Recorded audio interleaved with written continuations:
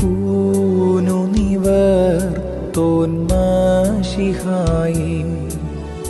പാപത്തിൻ കൂനിൽ നിന്നും ഹൃദയം ചൊവ്വാക്കിയിടണമേ. ഭൂതങ്ങൾ തൻലേകിയോനെ,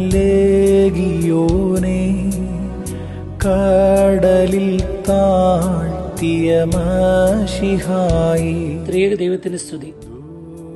വിശുദ്ധനായ യോഹന്നാന്റെ സുവിശേഷം 3:19 ഇപ്രകാരം പറയുന്നു: പ്രകാശം ലോകത്തിലേക്ക് വന്നിട്ടും മനുഷ്യർ പ്രകാശത്തേക്കാൾ അധികമായി അന്ധകാരത്തെ സ്നേഹിച്ചു.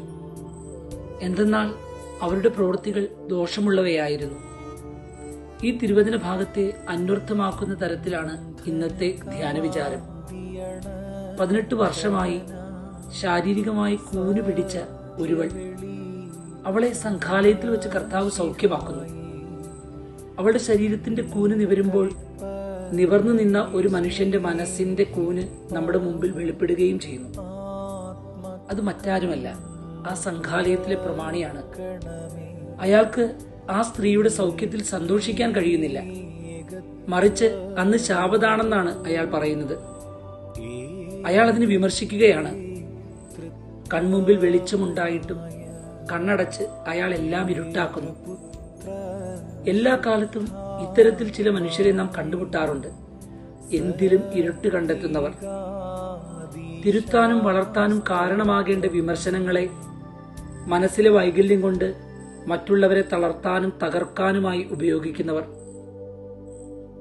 ആധുനിക നഴ്സിംഗിന്റെ മാതാവെന്ന് ലോകം വിശേഷിപ്പിക്കുന്ന ഫ്ലോറൻസ് നൈറ്റിംഗേൽ വളരെ കുലീനമായ ഒരു കുടുംബത്തിൽ ജനിച്ചിട്ടും അന്ന് സമൂഹം അത്ര ഗൗരവതരമായി കാണാതിരുന്ന നഴ്സിംഗിനെ ഒരു പ്രൊഫഷനായി ദൈവനിയോഗം പോലെ തിരഞ്ഞെടുത്തു.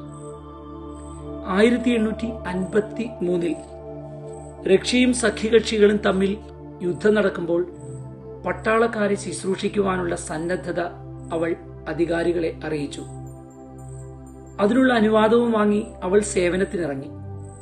ഒരു സ്ത്രീ യുദ്ധരംഗത്ത് ഇത്തരത്തിൽ ഒരു സേവനം നിവർത്തിക്കുന്നത് ആദ്യ അനുഭവമായിരുന്നു.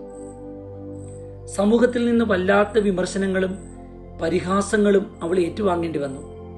അതിനെല്ലാം അപ്പുറത്ത് സഹപ്രവർത്തകരിൽ നിന്ന് പഴിവാക്കുകളും വിമർശനങ്ങളും അവൾ അനുഭവിക്കേണ്ടി വന്നു. പക്ഷേ അതിലൊന്നും അവൾ തളർന്നുപോയില്ല. ആശുപത്രി വൃത്തിയാക്കിയും രോഗികൾക്ക് നല്ല ഭക്ഷണവും പരിചരണവും നൽകിയും ശുചിത്വ നിയമങ്ങൾ കൊണ്ടുവന്നും രാത്രിയിൽ വിളക്കുമായി രോഗികളെ പരിചരിച്ചും അവൾ അവളുടെ ശുശ്രൂഷ തുടർന്നു. ശാരീരികമായി അവൾ ക്ഷീണിക്കുകയും തളരുകയും ചെയ്യുമ്പോൾ അവളുടെ ശുശ്രൂഷകളിലൂടെ അനേകർ സൗഖ്യപ്പെടുകയും ശാരീരികമായി ബലപ്പെടുകയും ചെയ്തു. പരിഹാസത്തിനു മുമ്പിൽ, വിമർശനങ്ങളുടെ മുമ്പിൽ തളർന്നു പോകാതെ അവൾ ചെയ്ത ശുശ്രൂഷ ഒരു വലിയ മാതൃകയാണ്. നഴ്സിംഗ് പ്രൊഫഷനായി തിരഞ്ഞെടുക്കുന്ന എല്ലാവരും അതിന്റെ ബിരുദദാന ചടങ്ങിൽ ചൊല്ലുന്ന പ്രതിജ്ഞ നൈറ്റിംഗേൽ പ്ലഡ്ജ് എന്നാണ് അറിയപ്പെടുക. പൗലോസ് അപ്പോസ്തോലൻ തെസലോനിക്കർക്ക് എഴുതിയ 2 ലേഖനം 3:14 ഇപ്രകാരം പറയുന്നു: എന്റെ സഹോദരന്മാരെ, നന്മ ചെയ്യുന്ന കാര്യത്തിൽ നിങ്ങൾക്ക് മടുപ്പ് തോന്നരുത്. വിമർശനങ്ങളും പരിഹാസങ്ങളും പഴിവാക്കുകളും കേൾക്കുമ്പോൾ പലപ്പോഴും നന്മ ചെയ്യുന്നതിൽ നിന്ന് പിന്തിരിയുന്നവരാണോ നമ്മൾ? നമ്മൾ നമ്മിലേക്ക് തന്നെ ഒതുങ്ങി ജീവിക്കാൻ ശ്രമിക്കുന്നുണ്ടോ?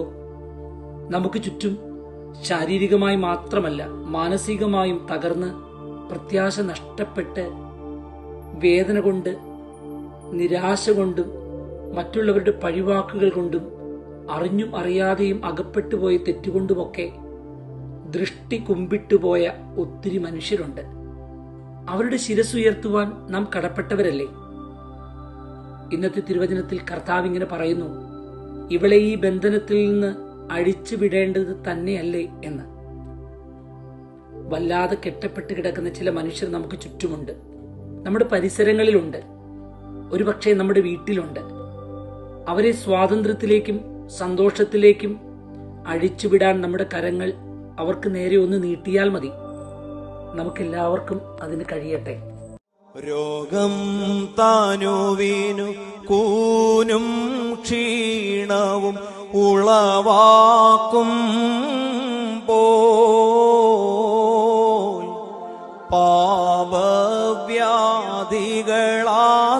ഞങ്ങളാത്മാവിനും കൂനുണ്ടാ